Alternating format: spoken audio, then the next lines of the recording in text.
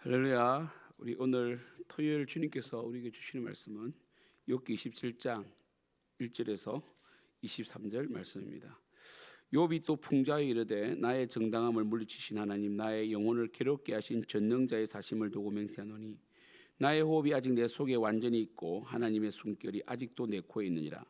결코 내 입술이 불의를 말하지 아니하며 내 혀가 거짓을 말하지 아니하리라.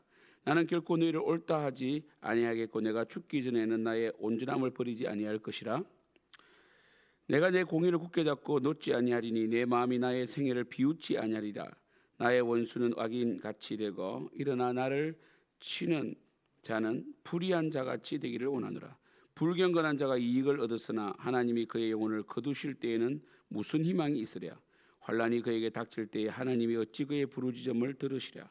그가 어찌 전능자를 기뻐하겠느냐. 항상 하나님께 부르짖겠느냐. 하나님의 솜씨를 내가 너희에게 가르칠 것이요 전능자에게 있는 것을 내가 숨기지 아니하리라. 너희가 다 이것을 보았거늘 어찌하여 그토록 무익한 사람이 되었는고. 악인이 하나님께 얻을 분깃 포학자가 전능자에게서 받을 산업은 이것이라. 그의 자손은 번성하여도 칼을 위함이요 그의 후손은 음식물로 배부르지 못할 것이며 그 남은 자들은 죽음의 병이 돌 때에 묻히리니 그들의 가부들이 울지 못할 것이며 그가 비록 은을 티끌같이 쌓고 의복을 진흙같이 준비할지라도 그가 준비한 것을 의인이 입을 것이요 그의 은은 죄 없는 자가 차지할 것이며 그가 지은 집은 조매의 짐 같고 파수꾼의 초막 같을 것이며 부자로 누우려니와 다시는 그렇지 못할 것이요 눈을 뜬 적 아무것도 없으리라.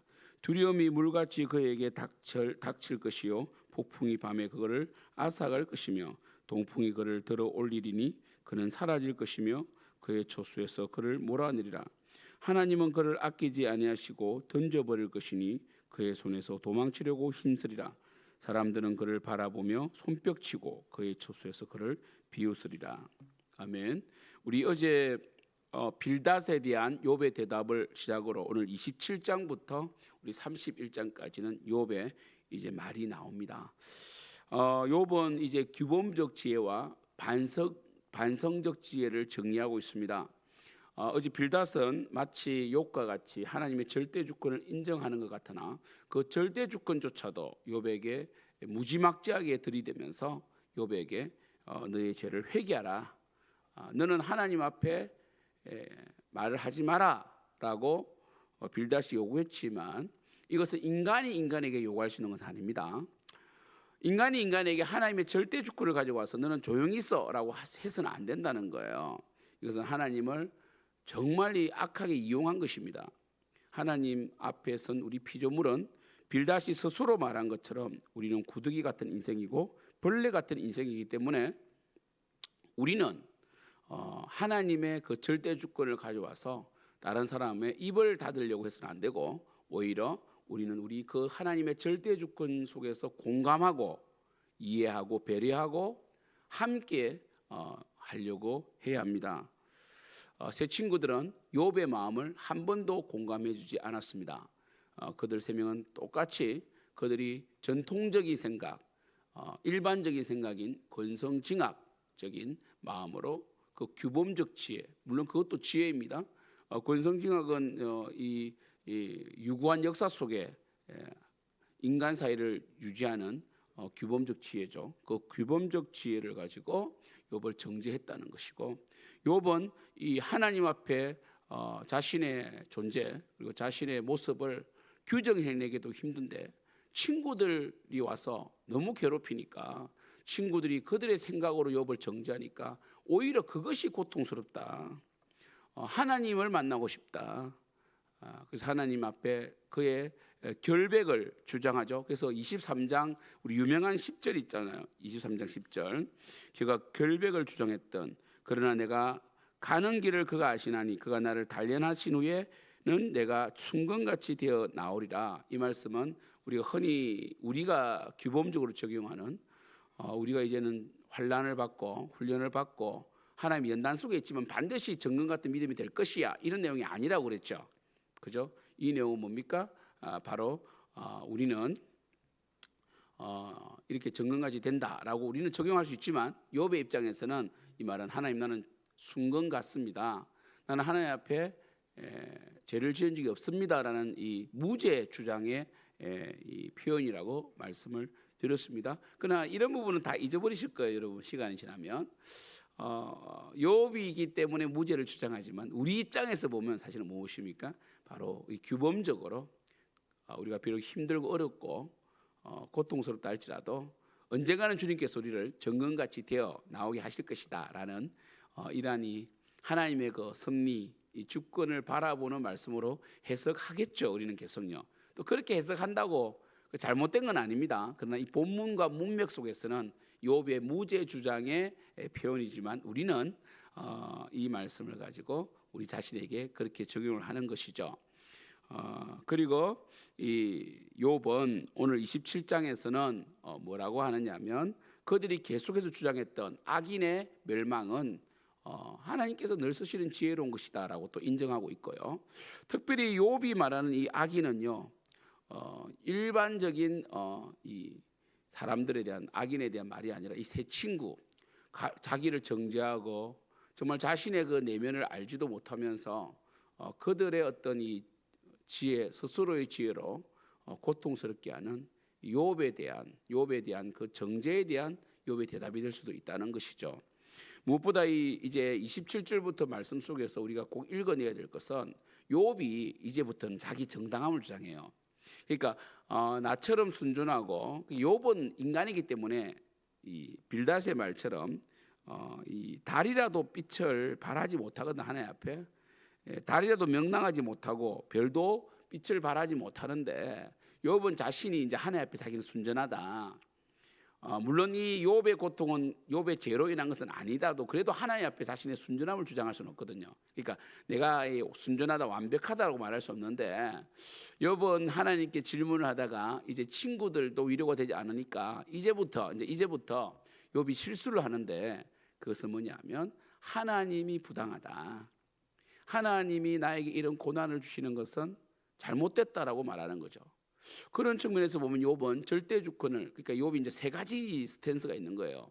하나는 뭐냐면 하나님의 절대 주권을 믿어요. 하나님의 절대 주권은 우리가 청량할 수 없다. 그래서 이 의인이라고 복을 받는 게 아니더라. 악인도 때로는 형통하더라. 죽는 날까지 형통하더라. 근데 하나님의 절대 주권이다. 하나님 하시는 일이다. 이걸 인정해요. 두 번째, 그래도 악인들은 하나님께 심판하시더라. 이 규범주의를 인정합니다. 세 번째는 뭐냐면 욥이 그러나 나는 내 자신이 왜 이렇게 고통을 당하는 줄 모르겠다. 하나님 왜 고통을 주십니까? 라고 이제 질문하는 거잖아요. 그죠? 나는 잘못이 없습니다 하면서 여기서 또 한 발자국 더 나가버린 거죠.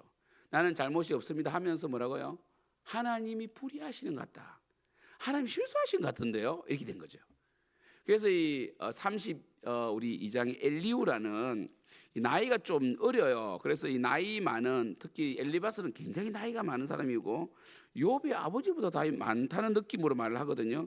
그 엘리후가 화를 내면서 이 엘리후가 32장에 등장하는데 그 사람은 어린 사람이었어요. 그래서 내가 나이가 어렸기 때문에 말을 안 하고 있었는데 욥의 이야기를 가만히 들어보니까 우리 32장 2절에 보면 욥이 하나님보다 자기가 어렵다 합니다. 이 부분을 지적해요.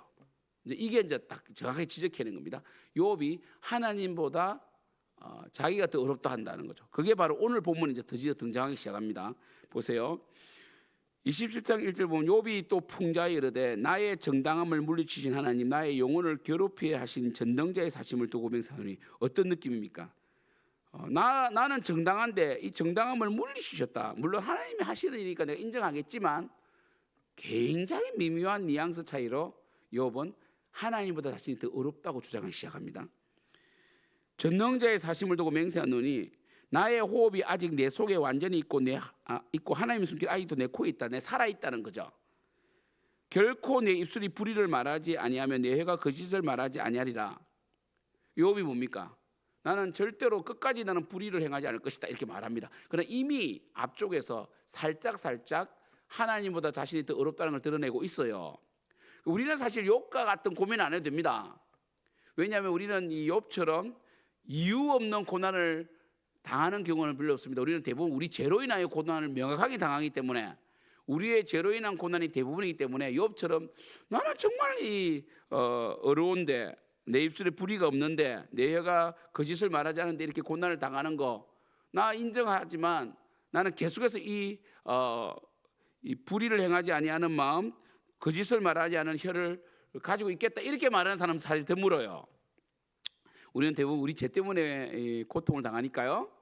그래서 욥은요 굉장해요. 이런 점에서 욥을 여러분 함부로 판단할 수는 없죠. 우리가 왜냐하면 그는 끝까지 하나님을 인정하겠다 이런 말을 해요. 그래서 살짝 빗나간다는 걸 기억하십시오. 5절 나는 결코 너희를 옳다 하지 아니하겠고 내가 죽기 전에 나의 온전함을 버리지 아니할 것이라. 보세요. 욥은 절대로 친구들의 불의함에 말려들지 않겠다. 이건 정말 잘한 겁니다. 친구들하고 다투고 싶지 않다. 나 너희들의 이란이 너희들에게 화를 내고 싶지도 않고 너희들과 싸우지 않겠다. 이게 참 중요한 부분입니다. 우리가 보통 내가 잘못이 없더라도 내가 잘못이 10%고 상대방이 90%다 할지라도 가끔씩 어떻게 해요? 다투다 보면 내가 50% 되고 상대방도 50% 돼가지고 처음에는 제가 작았는데 나중에는 똑같은 사람 돼버리잖아요. 욥은 그렇게 하지 않겠다는 거예요. 이거 조심해야 됩니다. 우리는 참 처음에는 참 우리가 선하다가도 싸움에 말려들고 다툼이 생기버리면 우리도 악인이 돼버리는 거죠. 6절 내가 내 공의를 굳게 잡고 놓지 아니하리니 내 마음이 나의 생애를 비웃지 아니하리라. 참 이건 자기 결심이죠.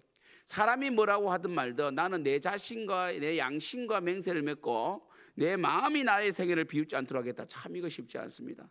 우리가 이 시대를 살아가는 우리는 뭡니까? 너무나 죄를 지을 수 있는 매체들이 너무 범람하다 보니까 우리가 혼자 있을 때 사람들이 보지 않을 때 은밀할 때 그 은밀한 주님과의 시간을 가져야 되는데 그 은밀한 시간에 죄를 잘 짓거든요.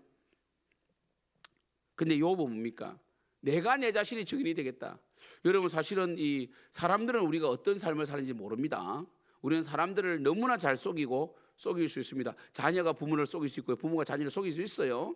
그러나 내 양심은 못 속이죠. 내 양심은 마치 비행기의 블랙박스 같아가지고 그죠? 어떻습니까? 비행기가 추락하면 그걸 이제 해독해내는 것처럼 우리 영혼은요 우리가 지은 죄가 다 기록되어 있기 때문에 참 걱정이 많이 돼요. 정말 우리가 천국 갔을 때에 우리가 지은 죄를 우리 입술로 하나님 앞에 그리고 이 성도들 앞에 직고하게 한단 말이에요. 그럼 우리는 굉장히 수치를 당하겠지만 천국은 죄가 없고 정죄함이 없고 비판이 없으니까 용서가 되죠. 왜? 예수님께서 그때 나타나셔서 우리가 범죄하였지만 예수님께서 하나님 앞에 나타나셔서 내가 내 피로 산 나의 백성입니다. 내 자녀입니다. 나의 친구입니다. 이래가지고 변호사가 되시죠. 예수님께서 우리를 변호해 주시기 때문에 우리는 천국 갈 수 있는 건데 그래도 여러분 참 우리가 하나님 앞에 섰을 때에 그래도 하나님께서 정말 극단적으로 싫어하는 뭐 캐톨릭은 대죄가 있고 소죄가 있지만 그 죄에 대해서는 크고 작은 게 없지만요. 사실 마음으로 짓는 모든 게 똑같습니다. 그래서 우리가 이 실제적인 성관계를 하는 것이나 마음의 음욕을 품는 것이나 예수님 똑같다 그랬잖아요. 그러니까 선악과를 따먹어서 죄가 아니라 마음속에 이미 보암직도 하고 먹음직도 하고 지혜롭게도 하기에 탐스럽기로 한 그 마음 이 탐욕이 들어온 그 자체가 죄의 시작이거든요. 그 죄를 이겨낼 수 없었던 거죠. 이 하와가. 그러니까 우리가 이 참 욥처럼 내 양심과 내 공의를 굳게 잡고 놓지 않아 하겠고 내 마음이 내 생애를 비웃지 아니하게 하겠다. 이거 굉장한 결단이죠. 여러분 참 이런 말씀은 참 귀한 말씀이고요. 사실 이 엘리바스나 빌닷과 소발의 어떤 그들의 말하는 규범적 지혜도 사실은 우리가 정말 은혜 받을 수 있는 말씀입니다. 물론 이 규범적 지혜를 우리 자신에게 적용해야지. 이 소발, 빌닷, 엘리바스처럼 그 지혜를 상대방을 정죄하거나 상대방을 낮게 보기 위하여 사용한다면 안 된다는 거죠. 그렇죠? 그래서 욥의 이러한 고백, 내 마음이 나의 생애를 비웃지 아니하리라. 이거는 굉장한 이 말씀이다. 그리고 나의 원수는 악인같이 되고 일어나 나를 치는 자는 그러니까 나의 원수는 악인같이 되고 일어나 나를 치는 자는 불의한 자같이 되기를 원하노라. 이거는 우리가 새 친구에 대한 말이죠. 너무 그들이 혹독했어요. 그들은 정말 욥을 위로해 주지 못했습니다.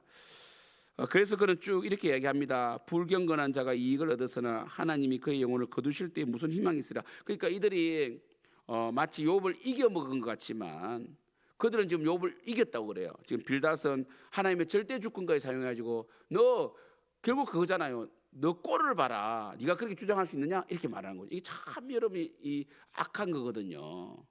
굉장히 여러분 이것은요. 인간이 하면 안 되는 짓입니다. 그 결과를 가지고 사람을 판단해버리고 네 꼴을 봐라 이렇게 말해버리면요. 우리도 똑같은 그러한 상황에 처할 수가 있다는 거예요. 인간은요. 비슷한 죄를 짓기 때문에 상대방을 그렇게 있잖아요. 무지막지하게 욕하면 안 됩니다. 마치 나는 그러한 죄에서 자유한 것처럼 나는 그런 죄를 평생 짓지 않을 것처럼 말하는데 아닙니다. 인간은요. 비슷한 죄에 빠져요. 정말 하나님의 은혜와 긍휼로 우리를 덮어주셨기 때문에 하나님이 우리를 성령께서 우리를 보듬어 주시고 악에서 이길 수 있도록 힘을 주시고 그나마 우리의 마음을 움직이사 교회에 와서 기도하고 말씀 듣기 때문에 이까지 온 거지 내일은 장담할 수가 없어요. 그래서 사람을 절대로 정죄하면 안 됩니다. 그래서 욥은 너무나 힘이 들어서 이 9절에 환난이 그에게 닥칠 때에 하나님 어찌 그의 부르짖음을 들으시라. 보세요. 지금 욥이 환난이 지금 닥쳐져 있고 하나님께 부르짖을 때 하나님이 듣지 않고 있단 말이에요. 그렇게 보이는 거죠. 물론 하나님 한 번도 욥을 떠난 적이 없지만 새 친구는 마치 욥을 떠난 것처럼 하나님이 욥을 버린 것처럼 말하는데 너희들도 나처럼 한번 당할 때가 있을 것이다. 너희들이 나같이 이해되지 않는 고난을 당할 때 너희들 그때 나보다 더 힘들 거다. 이렇게 말하는 거죠. 사랑하는 성도 여러분, 우리는 의인이지만 악인이죠. 우리는 죄인으로서 의인된 죄인인데 정말 우리 욥기를 계속 읽으면서 세 가지를 기억하시라는 거죠. 그죠? 하나는 이 욥처럼 하나님의 절대 주권을 의심하지 말아야 된다. 주신 자도 여호와시고 취하신 자도 여호와시다. 하나님 복도 주시고 때로는 이 재앙도 주시기도 하신다. 그러나 또 두 번째는 뭡니까? 우리가 때로는 규범적인 지혜로 또 살아야 돼요. 우리는 하나님을 예측할 수 없기 때문에 규범적인 지혜로 또 살아야 됩니다. 세 번째는 뭡니까? 그러나 이 우리 속에 이 규범적인 지혜가 적용되지 않을 때가 있단 말이에요. 그때 이제 욥처럼 끝까지 하나님의 이제 이 의로우심을 붙들어야 되는데 정말 그때 참 하나님의 그 의로우심을 의심하거나 해서는 안 되는데 욥은 그래도 지금 지키려고 하잖아요. 마음이 정인이 되게 하겠다. 내가 내 양심이 내 마음이 나를 어떻게 해요? 나의 온전함을 보게 하고 비웃지 않게 하겠다 이렇게 하는 건데 우리는 이 욥과 같은 이 규범적 지혜에서 벗어난 어떤 반성적 지혜를 정말 사용해야 되는 어떤 그런 상황이 안 오기를 기도해야 됩니다. 사실은 우리 그걸 감당할 능력이 없거든요. 그리고 혹 우리 인생에 그런 것이 임했다면 그때 돌아보고 과거를 돌아보면서 나는 다른 사람을 얼마나 위로했는가, 이때 얼마나 그 사람이 힘들었을까, 나의 한마디로 인하여 이런 것도 돌아보시고요. 또 하나는 여러분 주위에 정말 이해할 수 없는 어려움이나 또 뭐 질병에 또 걸렸거나 힘들어하면 회개하라 이렇게 하면 안 되고요. 그들을 공감해주고 이해해주고 사랑해주고 그리고 여러분도 이해하지 못하는 하나님을 마치 이해한 것처럼 말하지 않기를 축복합니다. 기도하겠습니다. 하나님 아버지, 욥처럼 정말 이 양심이 마음이 나의 정인이다. 내 양심이 내 마음을 부끄럽게 하지 않겠다라고 고백하는 그리고 끝까지 내 공의를 지키겠다. 내 입술이 불의를 거짓을 말하지 않겠다고 말하는 그런 의인이 될 수 있도록 도와주시고 우리가 그런 의인이 되지 못한다 할지라도 우리가 죄인임을 인정하고 다른 사람이 이러한 어려움을 당한다면 우리 위로자가 되고 정말 또한 그들을 사랑해 줄 수 있도록 도와주시고 무엇보다 우리는 규범적 지혜로 또 살아가야 됩니다. 일반적인 그 삶 가운데서 우리가 절대로 규범적인 지혜로 좀 살아서 좀 잘 됐다고 해가지고 내가 된 것처럼 다른 사람을 다 그렇게 판단하지 않도록 도와주시고 늘 겸손하게 살게 도와주시옵소서. 내일 예배를 잘 준비하고 내일 또한 주일 예배 말씀을 잘 듣고 깨닫고 회개하는 귀한 역사가 있게 하여 주시옵소서. 예수님의 이름으로 기도드립니다. 아멘.